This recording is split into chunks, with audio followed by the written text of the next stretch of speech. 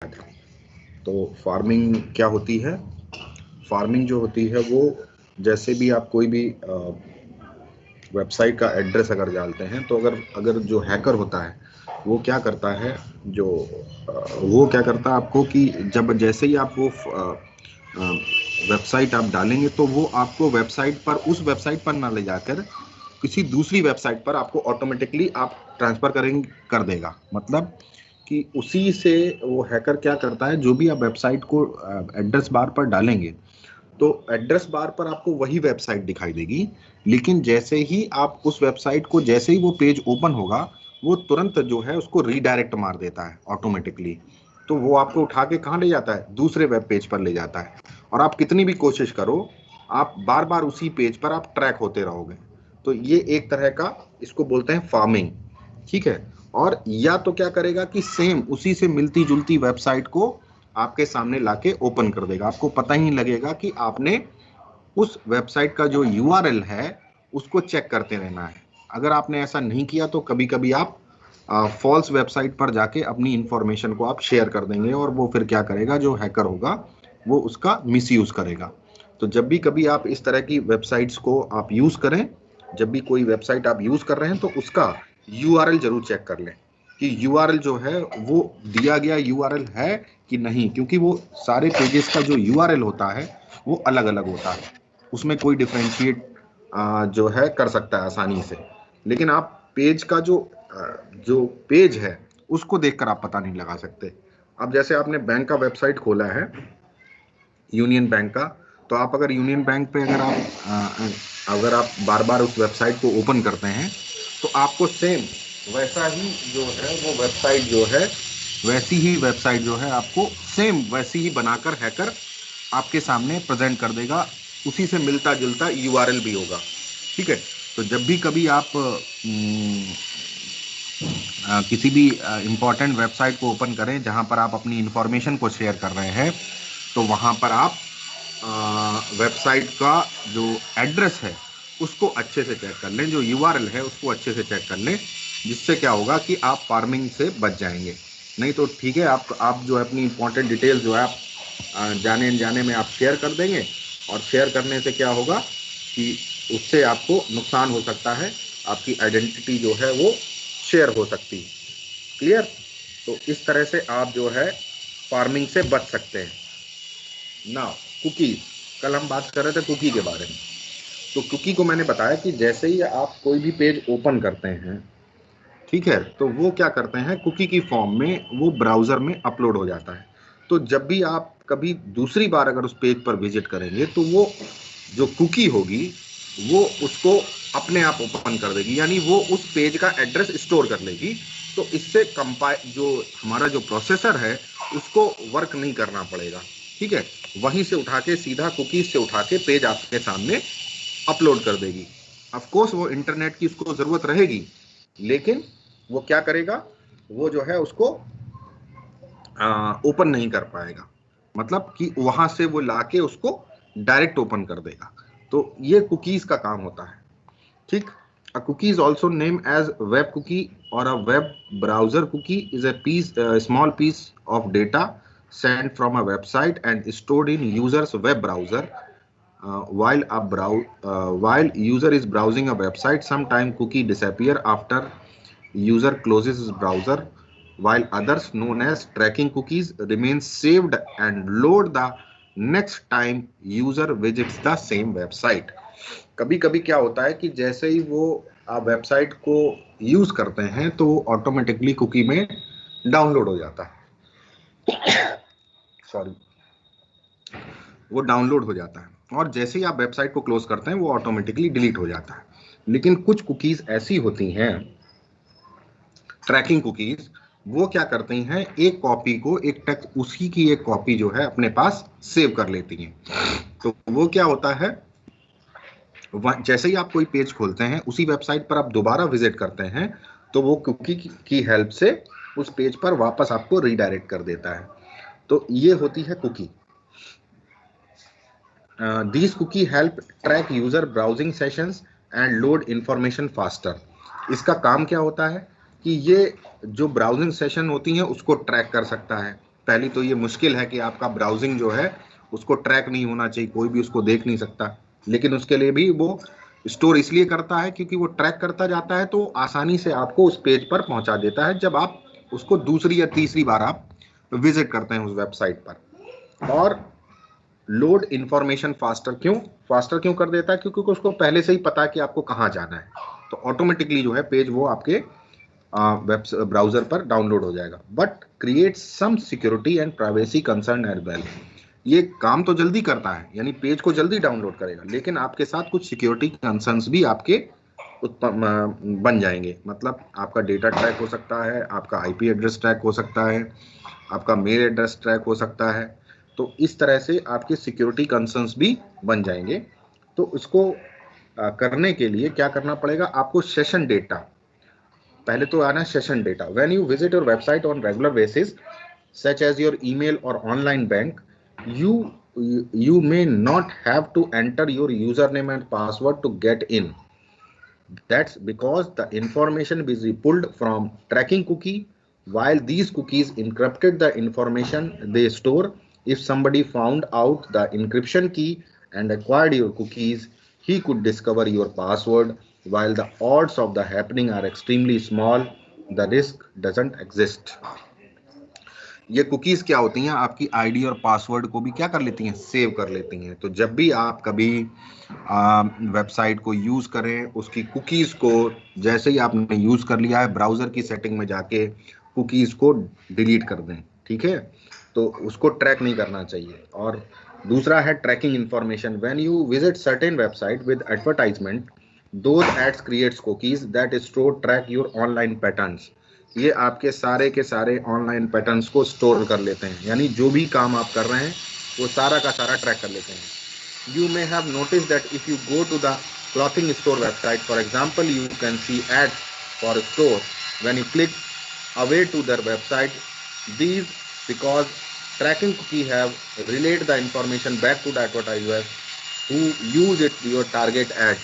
अब आपने क्या किया, कोई भी क्लॉथिंग का कोई भी सामान देखा, तो वो जो एड्स हैं वो क्या करेंगे, आपको ट्रैक कर लेंगे कि आप क्या देख रहे हैं। आपने कपड़ा देखा तो किस तरह के पैटर्न्स और किस तरह के डिजाइन आपने देखे, वो एडवर्टाइजर जो होगा वो आपको ऑनलाइन ट्रैक कर लेगा और आपको सामने वैसे ही ऐड आपको भेजता रहेगा ऑटोमेटिकली कि आप उनमें से कोई भी चीज, उसका सामान जो है आप चूज कर लें, क्योंकि आपका इंटरेस्ट जिसमें है आपने वही ट्रैक कर लेगा वो, और उसी ट्रैकिंग से वो आपके सामने वैसे ही एडवर्टाइजमेंट आपके सामने लाता रहेगा, जिससे उसका बेनिफिट होगा। ये आजकल बहुत हो रहा है, ऑनलाइन जो है वो एडवर्टाइजमेंट ज्यादा पॉपुलर हो गए हैं, क्योंकि उससे क्या होता है कि जैसे भी आप लोग देख रहे हैं कि जैसे आप अमेजोन में या आप फ्लिपकार्ट में कोई भी आइटम अगर आप सर्च करिए, ठीक है, तो उससे रिलेटेड 1-2 दिन, 3 दिन, 4 दिन तक आपको वही आइटम्स का रिप्ले आपको दिखाता रहेगा।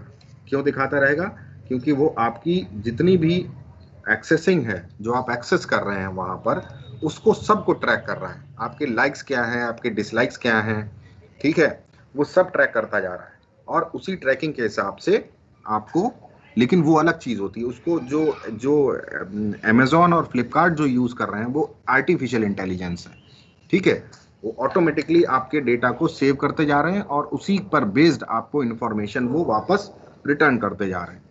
लेकिन यहाँ पर जो डेटा है वो ट्रैकिंग डेटा है, आपको ट्रैक किया जा रहा है, और उससे जो है वो आपकी कुकीज में जाके वो सेव हो जाता है, और कुकीज का इस्तेमाल फिर एडवर्टाइजर करते हैं। वो एडवर्टाइजर जो है उसी कुकीज का इंफॉर्मेशन को स्टोर करके उसको देख करके, और उसी में से आपको फिर क्या करेंगे, उसी से रिलेटेड इंफॉर्मेशन आपको भेजते रहेंगे। इसके बाद है पब्लिक कंप्यूटर्स।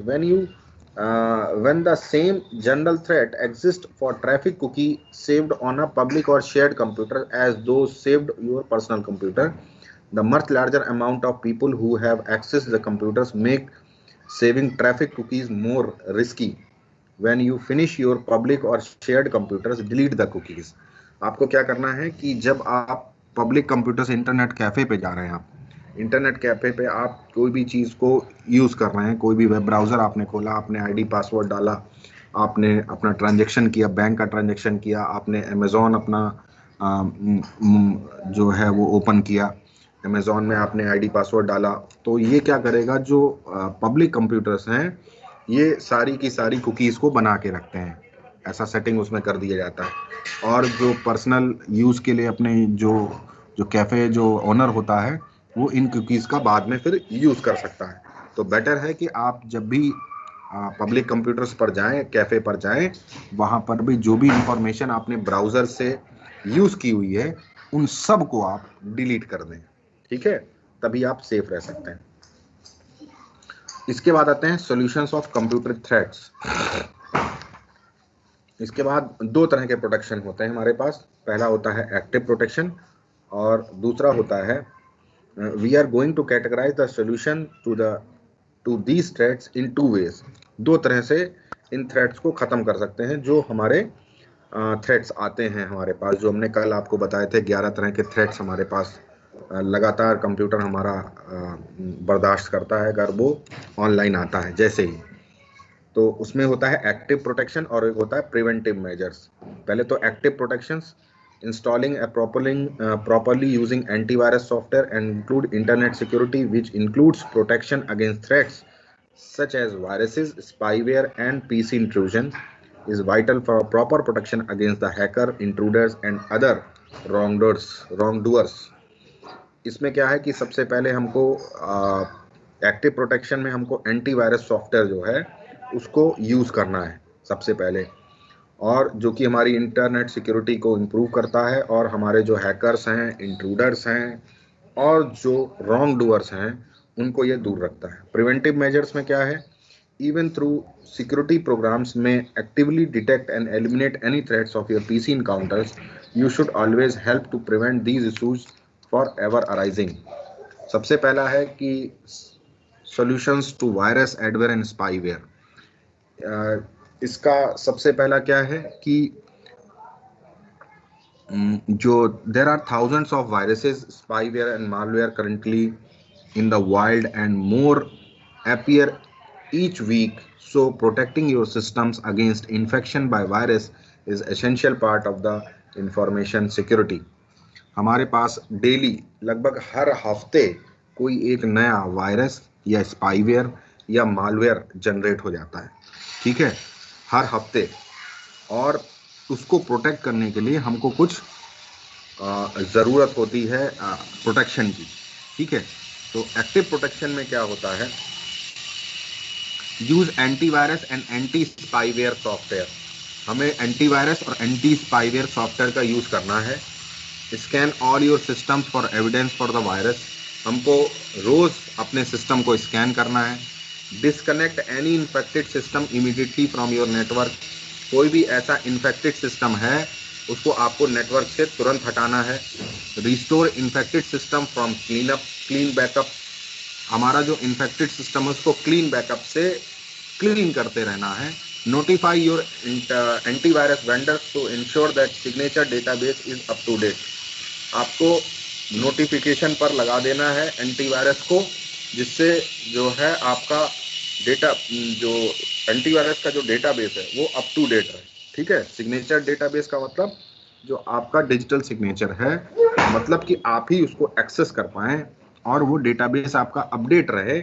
इसके लिए आपको एंटीवायरस को अपडेट रखना है और डाउनलोड अपडेट्स रेगुलरली। आपने जो भी अपडेट हो रहे हैं एंटीवायरस में उनको अपडेट रखना है, ठीक है, उसको अपडेट मोड पर रखना है, ऑटोमेटिकली अपडेट पर रखना है। Run frequent full system scans, और लगातार पीरियोडिकली अपने सिस्टम्स को फुल स्कैन करते रहना है, जिससे कि जो आपके एंटीवायरस और जो आपके वायरस और स्पाईवेयर जो मालवेयर हैं वो आपसे दूर रहेंगे। अब प्रिवेंटिव मेजर्स में क्या करना है, keep your system up to date. अपने सिस्टम को रेगुलरली अपडेट करते रहना है।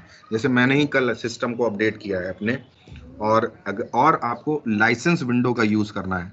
हम लोग क्या करते हैं कि 2-3 हज़ार के चक्कर में पायरेटेड विंडो को इंस्टॉल कर लेते हैं कंप्यूटर में। मैक्सिमम लोग जो है वो यही काम कर रहे हैं, क्योंकि इंडिया में पायरेटेड जो ऑपरेटिंग सिस्टम्स हैं वो बहुत हैं। 10 रुपए की सीडी में मिल जाता है, कौन 2,500 खर्च करे।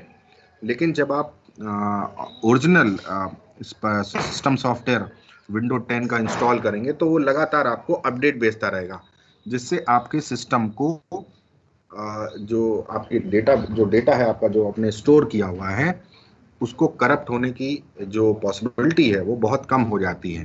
ठीक है, क्योंकि वो लगातार अपडेट करता रहता है अपने सिस्टम को वायरस और एंटीवायरस से। तो use cautions when unloading files on the internet.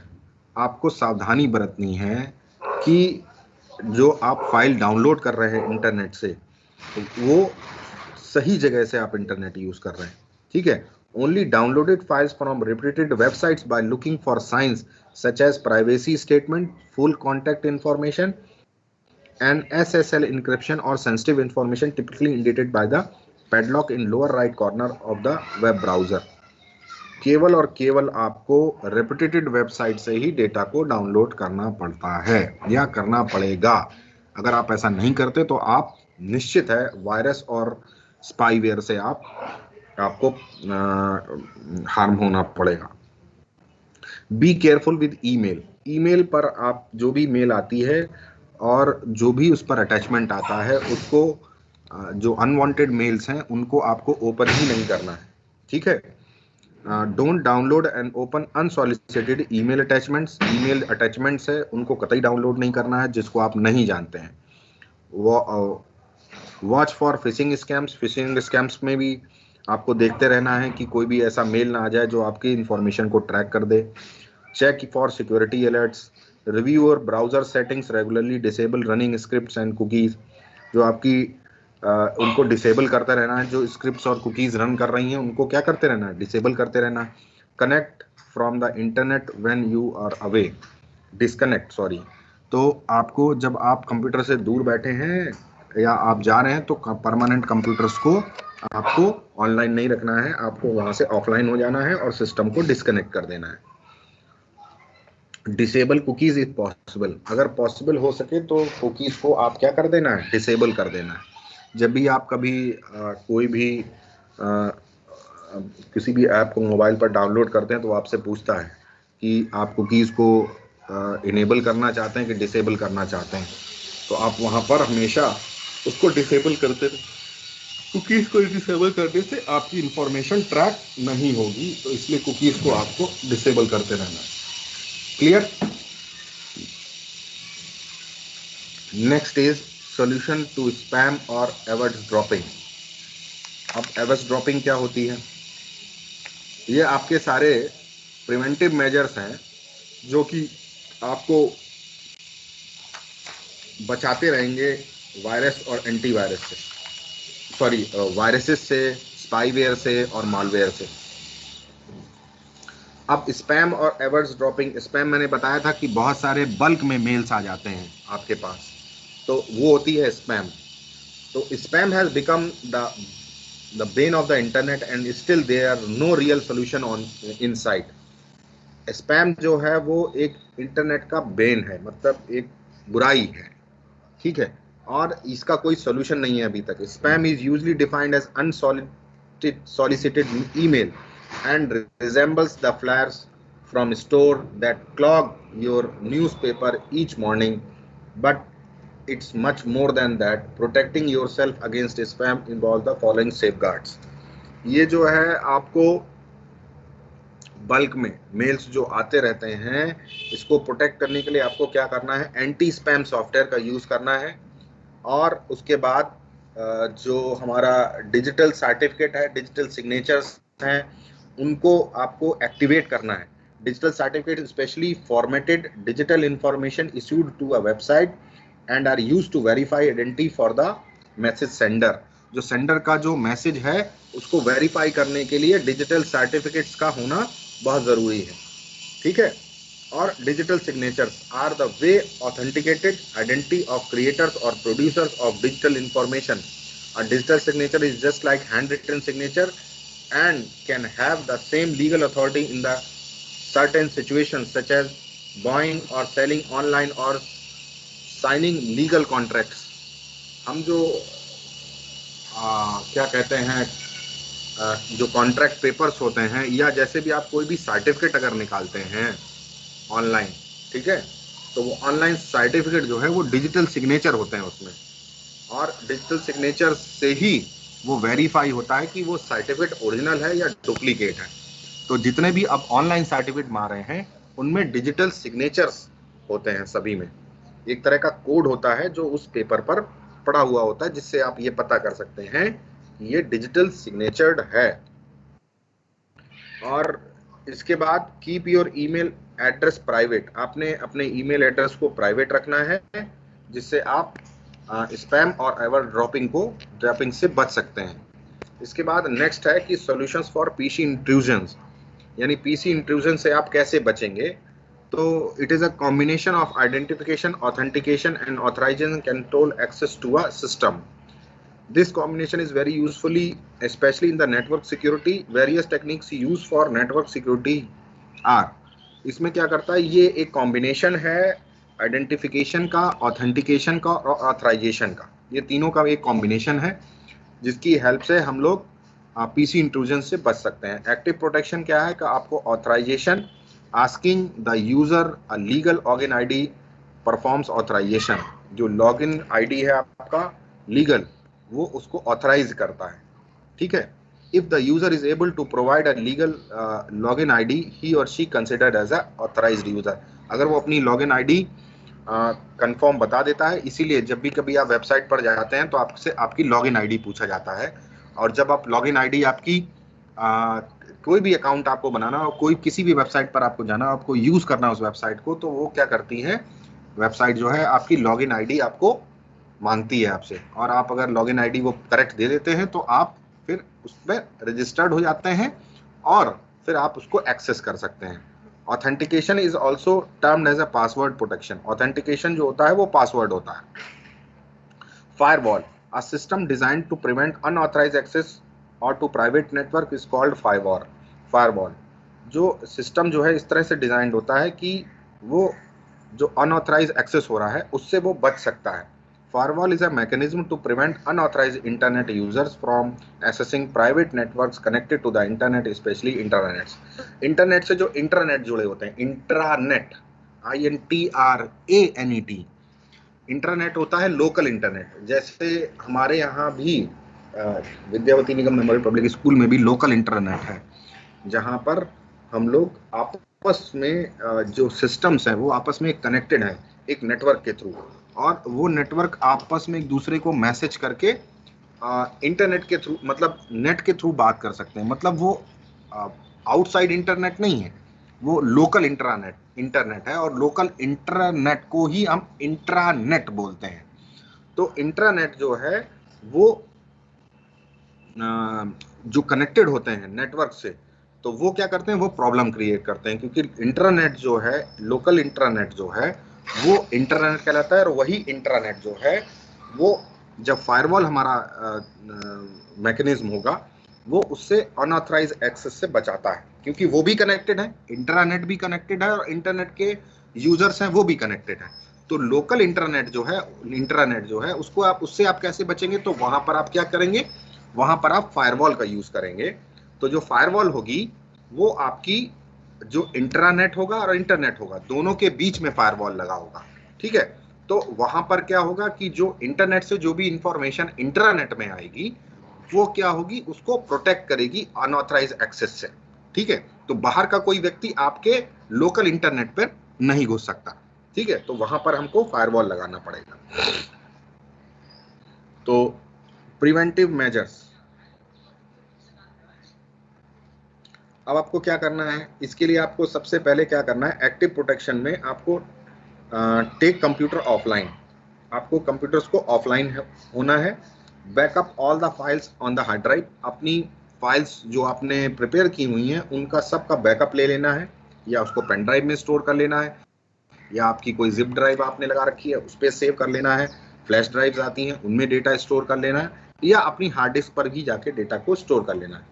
List information giving to phishing scanners, एक पूरी कॉन्टैक्ट लिस्ट जो है वो जनरेट करना है, depending on what was leaked और may need to change password or credit card etcetera, but here you need to be very cautious. Do not use the compromised computer to contact agencies because using the same device you may use to risk fresh installed keylogger.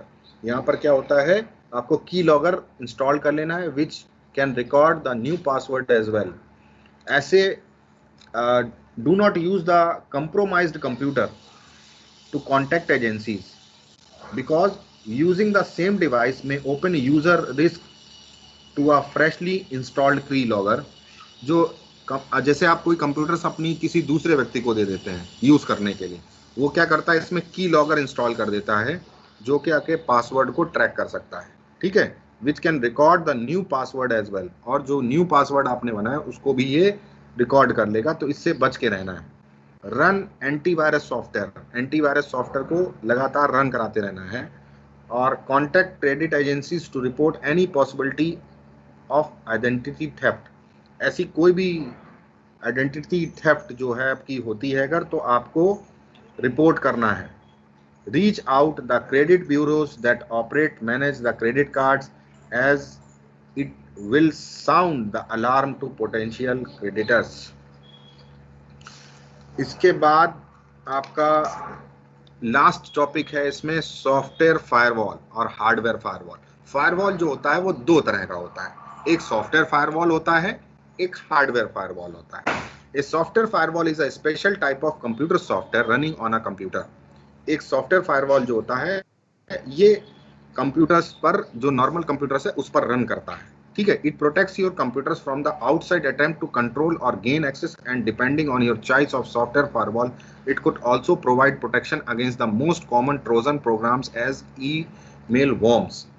ये क्या करता है, जो software होता है वो unauthorized access से बचाता है, और दूसरा काम ये करता है कि ये ट्रोजन प्रोग्राम्स और ईमेल वॉर्म्स इनसे भी आपको प्रोटेक्ट करता है, ठीक है. और firewall is a network security systems either hardware or software based that controls incoming and outgoing network traffic based on the set of rules. वहां पर कुछ ऐसे रूल्स और रेगुलेशंस लगा दिए जाते हैं जिससे एक पर्टिकुलर ईमेल या ट्रोजन्स जो आते हैं आपके पास उनको ये ब्रेक कर देता है, उनको रोक देता है, तभी जाके वो बाकी सारा डेटा आपके इंटरनेट पर आ जाएगा.